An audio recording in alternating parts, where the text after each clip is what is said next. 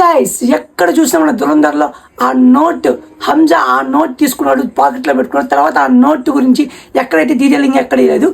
మోదీ గారు demonetisation announce చేసిన వెంటనే 500 రూపాయలు 1000 రూపాయల నోట్స్ అన్ని ఫేక్ కరెన్సీగా మారిపోయాయి. అంటే అవి ఇంకా పనికి రావు, చల్లవు. సో అల్తాఫ్ ఖానాని వేల కోట్లు ఫేక్ మనీని ఒక చుట్టూ పెట్టుకొని చూస్తూ షాక్లో ఉంటారు.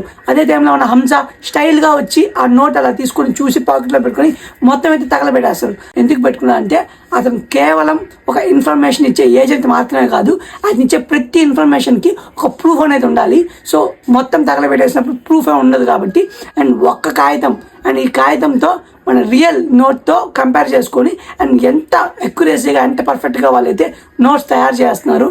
అండ్ అసలు ఇదంతా దీని వెనకాల ఎవరున్నారు, ఎప్పుడు ఎక్కడ ఎలా స్టార్ట్ అయింది, అండ్ ఈ సప్లై ఎక్కడి నుంచి వస్తుంది, ఈ చైన్ ఎక్కడుంది, అండ్ ఇది మొత్తం నెట్వర్క్ ఎక్కడుంది, ఇవన్నీ మనకి బయటికి రావాలంటే మినిమం ఒక్క నోట్ అయినా ఉండాలి. ఎందుకంటే మన ఇండియన్స్ నోట్స్ యొక్క సెక్యూరిటీకి చాలా టైప్స్ ఆఫ్ సెక్యూరిటీ సిస్టమ్స్ ఉన్నాయి ఒక నోట్లో. సో అన్నిటినీ వీళ్ళు అంత పర్ఫెక్ట్గా ఎలా మ్యాచ్ చేయగలుగుతున్నారు, ఇవన్నీ తెలుసుకోవాలంటే ఆ ఒక్క నోట్ని తీసుకొని వెళ్ళి మన అజయ్ సంజయ్ గారికి అయితే ఇస్తే అతను మొత్తం ప్రతి ఒక్కటి ఇన్వెస్టిగేషన్ చేసి లోపల ఉన్న నెట్వర్క్ మొత్తం బయటకు తీసుకురాగలుగుతారు.